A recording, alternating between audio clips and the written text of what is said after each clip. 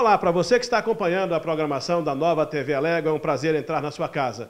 Como se sabe, as eleições de 2018 marcaram um divisor de águas na política brasileira. Políticos tradicionais de vários mandatos foram varridos por um caminhão de votos que foram dados a políticos novos, que prometiam renovação. Na Assembleia Legislativa de Goiás não foi diferente. 6 deputados muito novos, inclusive na idade, se elegeram. Foram eles os deputados Lucas Calil, Diego Sorgato, Hamilton Filho, Tiago Albernaz, Wagner Neto e Rafael Gouveia. Com o passar do mandato, 2019 mostrou que um deputado tinha um diferencial. É muito aguerrido, principalmente porque estava ou está na oposição. É o deputado Lucas Calil, que a gente recebe aqui na TV Alego. Deputado, muito obrigado por atender ao nosso convite. Eu que agradeço mais uma oportunidade de estar aqui na TV Alego, prestando contas, mostrando um pouco do nosso trabalho, daquilo que a gente pensa e levando boas notícias para o povo do nosso estado. Como é que o senhor avalia o ano de 2019, o ano que passou? A legislatura foi marcada, principalmente no final do ano, por projetos muito polêmicos, como reforma da Previdência, reforma do Estatuto do Servidor. E o senhor, além de votar essas matérias polêmicas, se destacou pelo fato de ser da oposição. Como é que o senhor avalia o ano que passou? Bem, existe até um ditado na política que fazer oposição é mais fácil, né? Porque basta ficar jogando pedras, mas eu tento, aqui no meu papel de oposição, de independência, fazer uma oposição bem responsável, até por votar muitos projetos do governo. Por exemplo, um dos projetos mais importantes para dar governabilidade a esse atual governo foi pegar o dinheiro dos depósitos judiciais, 1 bilhão e 800 milhões de reais, onde a oposição quase total votou contra e eu votei a favor. Acho que se tem um dinheiro parado em caixa e tem gente sofrendo em fila de hospital, tem gente sofrendo com buraco na pista das rodovias, nós temos que fazer o uso desse dinheiro, até porque quem mantém tudo isso é o contribuinte, quem paga imposto.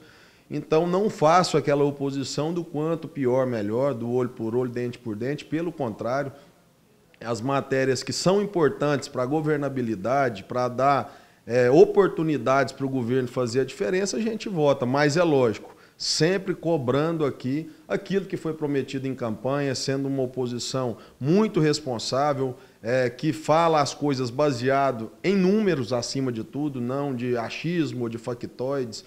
Tudo que eu falo aqui é embasado, é com números, com dados. Então, é esse o nosso objetivo, de levar à luz do conhecimento do cidadão goiano aquilo que está acontecendo na Assembleia Legislativa e, é óbvio, mostrar também as incoerências do atual governo, que não são poucas. Bom, eu relacionei aqui o senhor e mais 5 colegas deputados do senhor que chegaram aqui no parlamento cumprindo o primeiro mandato, muito novos também na idade. E muitos acharam que disseram que, olha, isso vai atrapalhar muito porque é gente que ainda não conhece o funcionamento da casa. O senhor acha que, de alguma forma, isso atrapalhou ou o senhor acha que o trabalho em 2019 fluiu normalmente?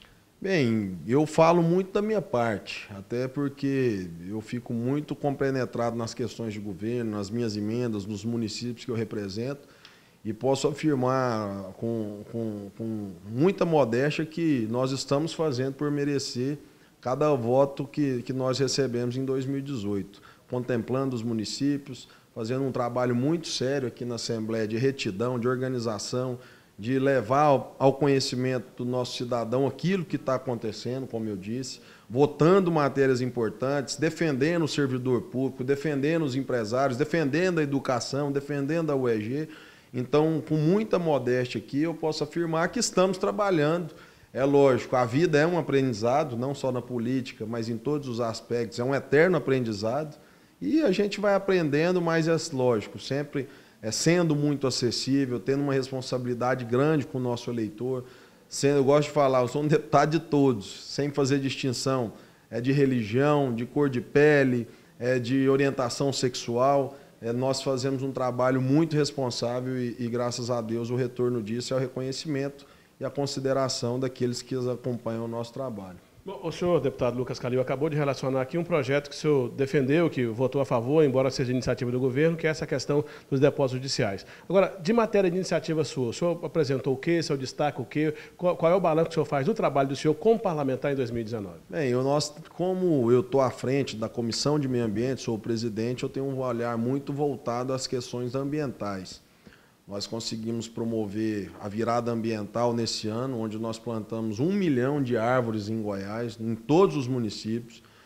Sou autor do projeto do Cota Zero, é o único estado do Brasil que tem o Cota Zero. Para quem não sabe, é um projeto que proíbe o transporte dos pescados, dos peixes. Você só pode comer o peixe naquele lugar que você pega. Além de preservar a fauna, isso acabou por aumentar e impulsionar a economia das cidades ribeirinhas que vinham sofrendo. Sou o autor das denúncias de captação de água de forma irregular no Araguaia, na Bacia do Araguaia, no Meia Ponte. Então, tenho um olhar muito atento às questões ambientais, apesar de fazer um trabalho amplo aqui, como o ICMS educacional, por exemplo, que é a distribuição do imposto que o Estado passa para os municípios. Hoje ele é feito de acordo com o número de habitantes, questões menos relevantes que a educação. O que eu apresentei um projeto aqui? Para que as cidades que mais investam em educação, que tenham maior nota numa prova que vai ser feita pelo Estado, que eles possam receber mais recursos do governo estadual, porque isso vai acabar por impulsionar os prefeitos, os municípios a investirem em educação, que é, sem sombra de dúvidas, a grande solução para o Brasil. Apresentei projetos aqui de todas as ordens, dando maior segurança para o trabalho das enfermeiras, pedindo com que condomínios fechados, por exemplo, que às vezes tem uma extensão de 10 quilômetros dentro do condomínio, que eles possam ofertar para aquela senhora que trabalha lá, que muitas das vezes tem mais de 50, 60 anos de idade, que eles possam fazer um transporte dentro de um condomínio fechado, porque é uma questão até de saúde. Projeto para filho de quem tiver mandato, quem for político, estudar em escola pública. Então, são muitos projetos que eu lembrei de cabeça aqui, mas que com certeza vão ao encontro daquilo que a sociedade quer. Bom, deputado, tivemos também um ano que foi marcado aqui na Casa por causa da questão da interferência, por iniciativa dos deputados também, em muitos casos, do Judiciário, quer dizer, a judicialização de muitas matérias. Qual é o olhar que o senhor tem disso? Bem, o mandato do deputado estadual, ele já é complexo, porque o deputado estadual ele tem um trabalho, como se diz, muito limitado. As leis que regem o Brasil são as federais, ou então são normas municipais. Sobra para o deputado estadual muito pouco em que legislar. Por exemplo, o Código de Trânsito é o nacional, o Denatran que rege isso. Você não pode, diferente, por exemplo, dos Estados Unidos, onde alguns estados têm pena de morte, uns podem fazer o uso recreativo de maconha. Aqui no Brasil, a justiça e as leis valem como um todo. Então, isso limita muito o trabalho do deputado estadual. A maioria das leis, elas são federais porque tem que ser assim de acordo com a Constituição. E isso acaba dando muita discussão perante as procuradorias, perante a justiça, muitas ADINs que alegam a inconstitucionalidade de matérias. O próprio governo mandou muita matéria errada para cá, que a gente, como a própria PEC da educação, a própria PEC da Previdência, do magistério, e nós conseguimos 3, 4 liminares na justiça, sempre baseando-se na inconstitucionalidade, nos vícios que a matéria tem. Então, é muito complexo legislar. Vou te dar o exemplo do Cota Zero. Leis ambientais são as federais que mandam. Como que eu consegui fazer o Cota Zero? Através de uma instrução normativa efetuada pelo Executivo Estadual, que sai lá a nossa assinatura, mas não é de fato uma lei, porque nós temos que respeitar a nacional. Então, nós fizemos isso através de uma instrução normativa e fizemos também um projeto de lei adequando isso aqui dentro da casa, mas ainda muito aquém daquilo que a gente quer, que de fato uma lei exclusiva para aquilo. E como eu disse, então, nós temos muitos empecilhos no mandato. Às vezes um vereador tem mais possibilidade de fazer uma lei que um deputado estadual.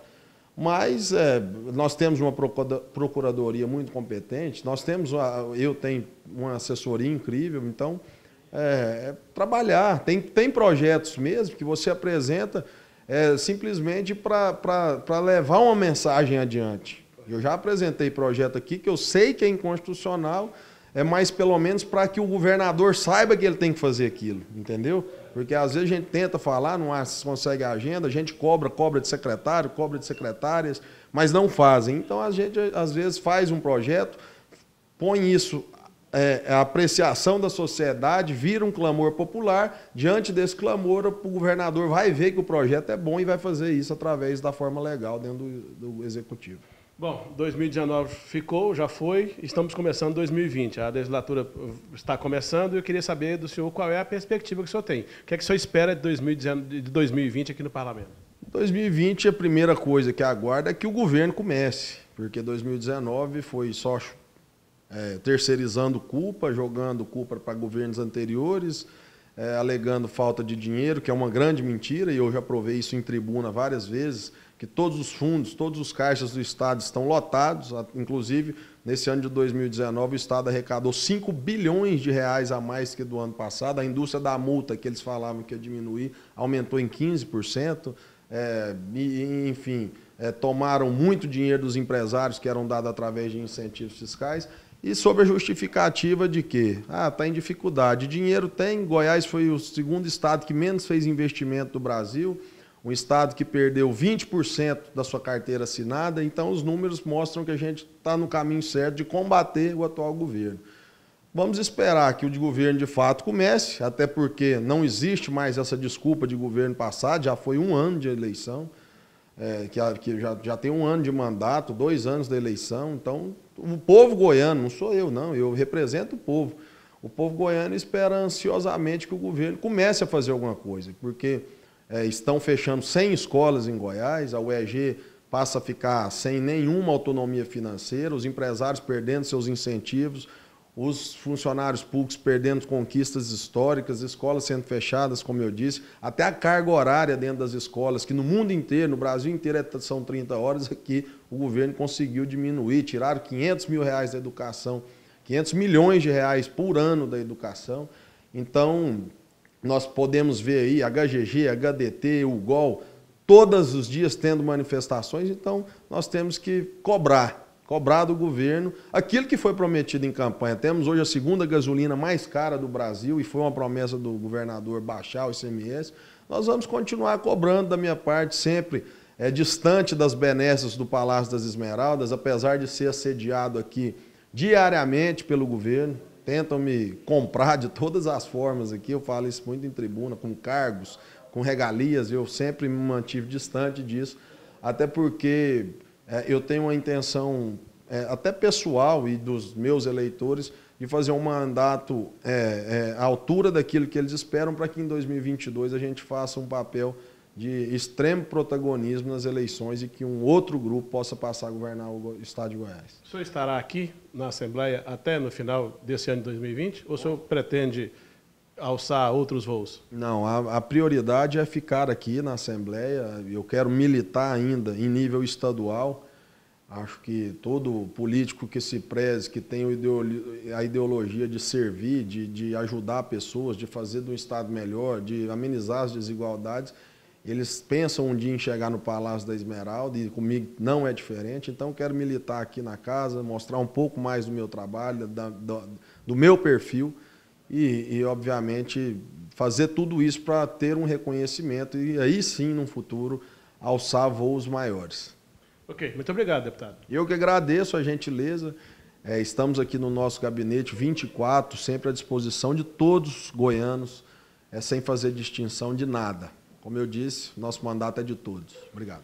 Muito bem, falamos com o deputado Lucas Calil e até no começo eu fiz uma referência aqui aos outros deputados tão novos quanto ele que foram eleitos e falei do Diego Sorgato, deputado Hamilton Filho, deputado Tiago Albernaz, deputado Wagner Neto, deputado Rafael Gouveia e esqueci, me passou aqui o nome do deputado Vinícius Cirqueira, que também é muito novo, era vereador em Goiânia e foi eleito em 2018 nesta renovação total política que houve em todas as casas parlamentares no Brasil e de resto a expectativa é que aconteça também nesta eleição de 2020 que está começando. Muito obrigado mais uma vez pela audiência e a gente se encontra logo, logo fazendo esse balanço com os deputados do que aconteceu em 2019 e a perspectiva para 2020. Até a próxima.